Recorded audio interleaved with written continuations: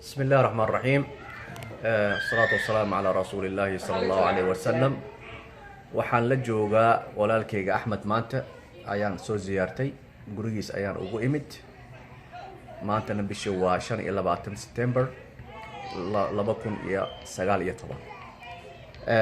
Axmed gurigiisaan ugu soo ziyaartay maanta alxamdulillah. waa qof aad iyo aad u jiran. Axmed ii waran soonadma Axmed hadalka xataa waa dhibaayo hadalkaa dhibaaya. daawo badan ayaa la siiyey. doctoradu waxay usoo qoreen u yaraan adiga 15 ilaa 20 xabo oo kaniini amaalinta ayuu qaataa. aad iyo aad ayuu u jiran yahay. marka insha Allah maanta ayaan cilaajka u bilaabi doonaa. insha Allah arintiisa waa idin la soo socodsiin doonaa biidnillahi alkariim. Axmed waxaa haayo jirada la yiraahdo jirada magac gooni ayay leedahay. jirada waxa waaye waa tii Maxamed Cali Kalaay haysan jirtay ayaa lagu soo sheegay. marka aniga wali quraan ma aanan saarin. maanta ayaan gurigiis imid. marka haddaan interview aan ka qaadayna wax kale ayaa ii soo baxay insha Allah. wax kale ayaa ii soo baxay. marka insha Allah hadda idima sheegayo waxa haayo. waxaan rabaa insha Allah markii aragtay oo quraanka aan ku bilaabo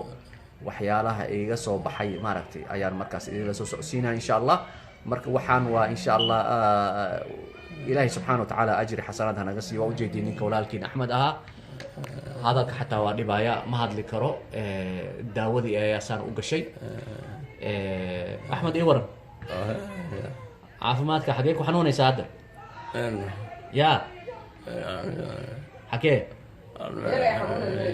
meel ay xanuunaysa ma la mooyee meel kasta waa ku xanuunaysaa. haye yaa aniga dhan waa tigtigahay waa jaraynaysa adoo dhan yaa maxaa ku taagan hawaa ku taagan air hawaa kugu taagan.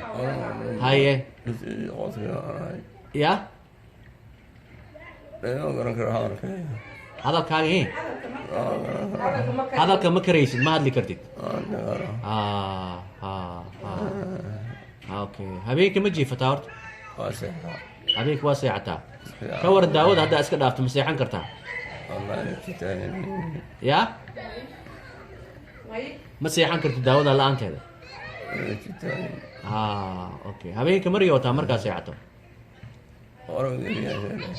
yaa riya maxaad aragtaa habeenkii riyada maxaa ma xasuustaa yaa waa maxay waxaad xasuus maxaa xasuusta yaa ma sheegi kartid kaalay idinka kaalay maxaa tiri ii sheeg ha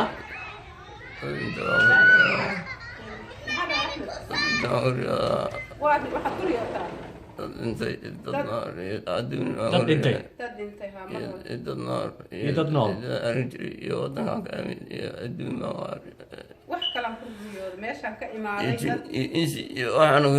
jinin oo aragtaa laba nin oo ku yimaada laba nin oo jin ku yimaada jinna nahay ku leeyihiin mid muslim oo midna gaal waa. markasta adoo soo jeedid may ku yimaadaan mise adoo jiifo ya hal habeenay ku yimaadaan oo mar hore ah. meeqaa laga jooga arrintaas ya hadda maxaa aragtaa hadda jinni ma aragtaa kuwa ku yiri dabayl baa ku haysa sheeg maxaa kula hadlay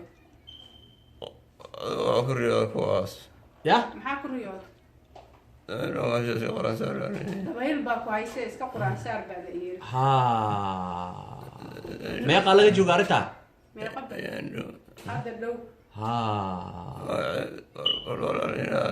magaceeda la igu yiri balbala la dhahay balbal waa laba wiil ka hor محل الذهبي mise bil adigu shay toban beri ka hor محل الذهبي balbal balbal balbalo ah ya ah waa sheeko dheer maxaa lagu yiri waa sheeko dheer ah ya hay waa sheeg maxaa kaloo lagu yiri maxaa kaloo lagu yiri ya iska quraan saar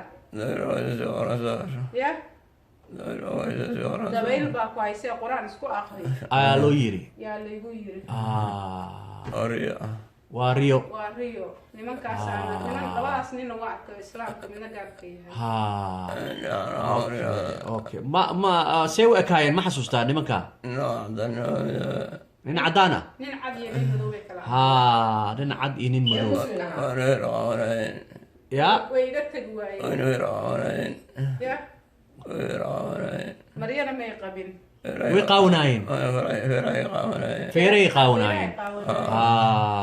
okay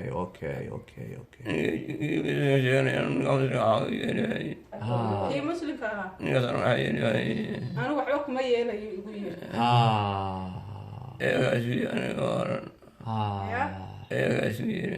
ayagaa isi sugayeen ayagaa isku yiri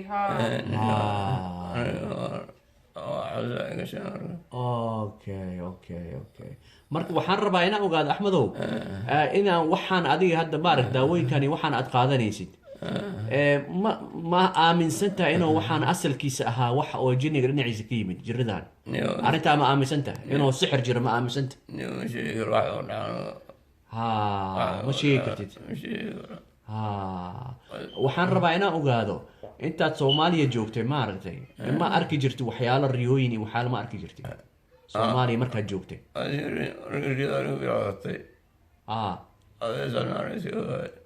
ya abeeso markay jiradan kugu bilaabatay aweesad arki jirtay abeesada weyn oo luguleyda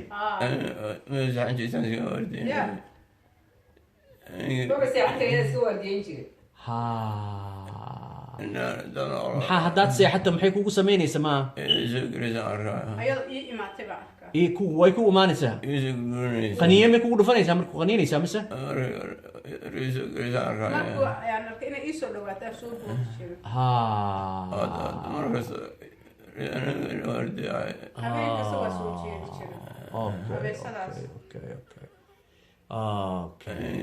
adiga markaas maaragtay madax xanuun ma qabi jirta madax xanuun calool xanuunna waad qabi jirta soo maha xanuunaa ku haayay okay waan fahmay okay marka adiga waxa waaye dhakhtar ilaa dhakhtaraa lagu geen jiray arrintan waxay kugu bilaabatay 2006 soo ma 2006 2006 ilaa ay hadda waxa waa dhakhtaraad ka soo daashay 2008 kugu dhacday xanuun oo kaa waayay dhakhtarkii 3 bilood oo daawo ah haye xanuun baabiye ku siiyey jirkeyga daawo ma aqoon waad ku cayishay daawada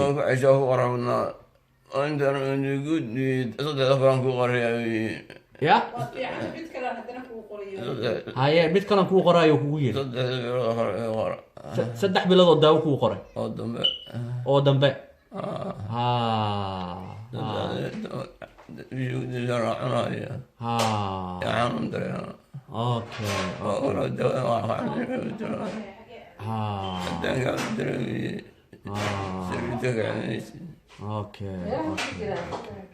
marka insha allah ilaahay subxaana wa tacaala caafimaad ha ugu daro insha allah waxaa dadka caafimaad u keena waa ilaahay subxaana wa tacaala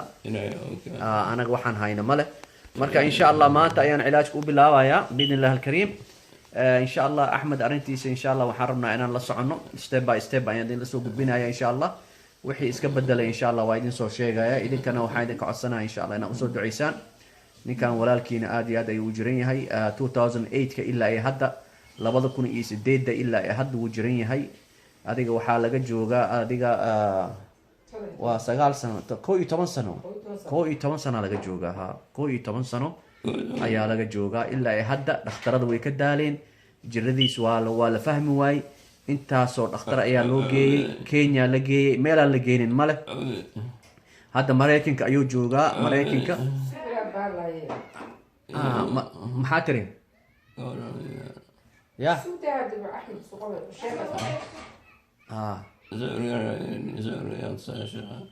ya sawirkaaga ma ay tusinaysaa ما شاء الله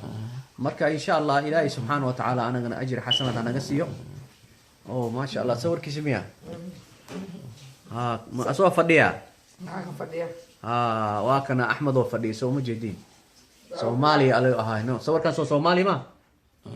markii daawada lagu bilaabay weeye waa markii daawada lagu bilaabo cayile waa Sooma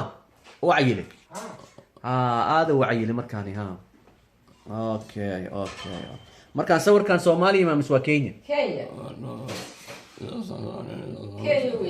Kenya waa miya ya wuxuu yiri saas u xoog badneed yani hadda waa caatoodeed ka wadaa jiradaasaan kuu gashay ya wuxuu yiri ninkan kula taagan yaawa markaasi hadda isku mid ma tihiin waan dareensanahay insha Allah بس إن شاء الله إلهي سبحانه وتعالى إلى أنا ماركتي أنا قرب قالوا إن شاء الله أرنتان أرين سهل الماء إلهي سبحانه وتعالى أي عافمات بحيه وذاد وحو بحيه مله وذاد وأسكن مسكين حالة جيس إله إلها بحيه مركا أنا وحن هاي مله سودعي إن شاء الله سبحانك الله بحمدك أشهد أن لا إله إلا أنت نستغفرك ونتوب إليك والسلام عليكم ورحمة الله وبركاته